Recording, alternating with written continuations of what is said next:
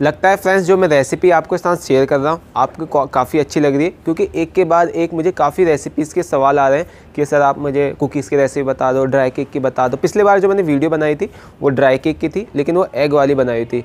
So friends आज की जो मेरी वीडियो है आपने थंबनेल देख ही लिया होगा, वो चोको चिप कुकीज़ के बारे में।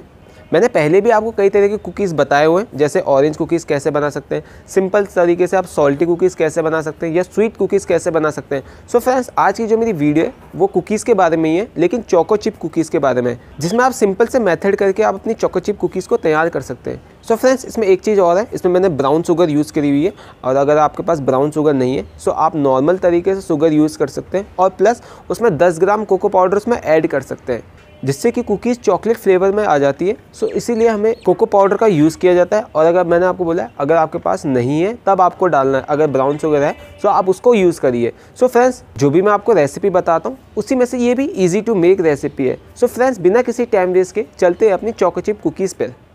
सो फ्रेंड्स इस रेसिपी में 4 मेथड है, और सबसे पहले मेथड से मैं आपको बताता हूँ। आपको जो शुगर लेना है 100 ग्राम लेना है, और जो बटर लोगे वो आप 600 ग्राम लोगे, और जो ब्राउन शुगर आपको लेनी है वो करीबन 300 ग्राम है फ्रेंड्स। तो इन 3 चीज़ों को आपस में मिक्स कर लेना। और हाँ, अगर आपके पास ब्राउन शुगर नहीं है तो आप ब्रेकफास्ट शुगर ही आपको यूज़ कर लेना, लेकिन जब मैं आपको बोलूँगा कि ड्राई इंग्रेडिएंट तो उसमें 10 से लेकर 15 ग्राम तक आप उसमें कोको पाउडर डाल देना, क्योंकि जो चॉकलेट का जो कलर है वो फीका पड़ जाएगा। तो वहाँ पर हमें ब्राउन शुगर की जगह अगर नहीं है तो हमें उसमें कोको पाउडर यूज़ करना है। सो इसीलिए पहले इन दोनों को अच्छी तरह से मिक्स कर लेना, बटर को और शुगर को। जब ये अच्छी तरह से मिक्स हो जाए फ्रेंड्स, अब इसमें ड्राई इंग्रेडिएंट यूज़ करने। पहला मेथड है आपका हो गया। दूसरे मेथड में जितने भी अपने ड्राई इंग्रेडिएंट होते हैं उस चीज़ को मेजरमेंट कर लेते हैं। जैसे कि मैदा आपको लेना है 800 ग्राम, इसमें बेकिंग सोडा जाएगा 20 ग्राम है, सॉल्ट इसमें 5 ग्राम है, कॉर्नफ्लावर 80 ग्राम और कोको पाउडर 15 ग्राम। जब मैंने क्या बोला, अगर हमारे पास ब्राउन शुगर नहीं है तो उसमें कोको पाउडर ऐड कर देना है। सो फ्रेंड्स ये सेकंड मेथड है। जैसे ही हमारे पहला मेथड अच्छी तरह से मिक्स हो गया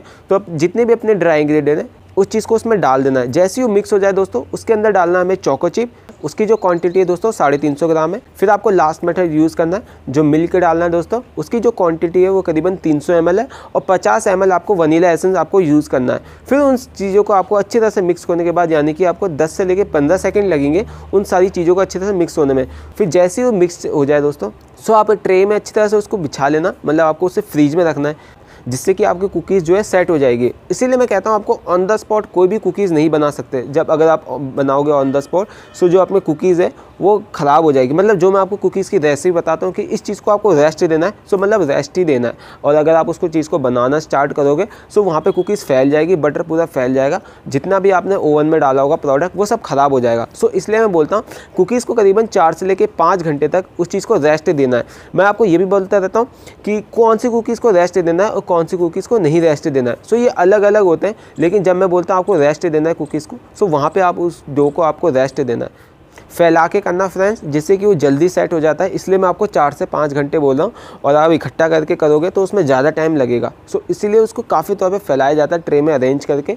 फिर आप उस चीज़ को आपको फ्रीज़ में डालने के बाद, फ्रीज़ में डालना आपको, फ्रीज़र में नहीं, जहाँ पे बर्फ़ जमती है वहाँ नहीं, आपको जो नॉर्मल टेम्परेचर पे ठंडा जहाँ पे होता है वहाँ पे आपको चीज़ को डालना उसको।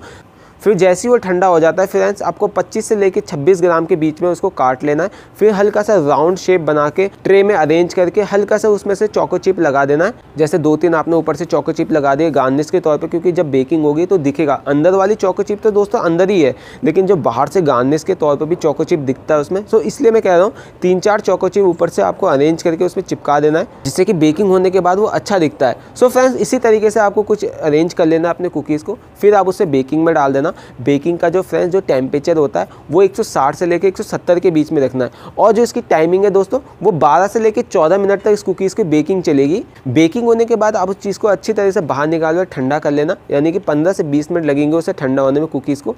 फिर फ्रेंड्स जो अपनी जो कुकीज़ जो है सॉफ्ट हो रही होती है उस वक्त जब हम बेकिंग कर रहे होते हैं, लेकिन जब बाहर निकालने के बाद जब उसे 15 से लेकर 20 मिनट हो जाते हैं सो कुकीज़ आप देखोगे तो हार्ड होना स्टार्ट हो जाती है। सो इसी तरीके जितने भी कुकीज़ होते हैं फ्रेंड्स वो ऐसे ही सारे होते हैं। मतलब जब ओवन में जाते हैं तो आपको लगेगा ये सॉफ्ट है, लेकिन वो पहले से ही पक चुके होते हैं। तो उस चीज़ को आप बाहर निकालोगे, उसे रेस्ट दोगे, ठंडा होगा, सो जो कुकीज़ जो अंदर उसका जो बटर होगा, फ्लावर होगा, वो अच्छी तरह से सेट हो जाता है। फिर फ्रेंड्स जैसे ही वो ठंडा हो जाए आप उसे अपने घर में सर्व कर सकते हैं। सो फ्रेंड्स ये छोटी सी रेसिपी थी जो कुकीज़ के बारे में थी। मैंने आपको बताया चोको चिप कुकीज़ को किस तरह से आप घर में तौर पे बना सकते हैं। आई होप फ्रेंड्स ये छोटी सी कुकीज़ की रेसिपी आपको पसंद आई होगी। पसंद आई तो नीचे कमेंट जरूर करना और ऐसी बेकरी की रेसिपी और नॉलेज के लिए मेरे चैनल को सब्सक्राइब करना मत भूलना। फिर मिलेंगे नेक्स्ट किसी रेसिपी और नॉलेज में। जय हिंद।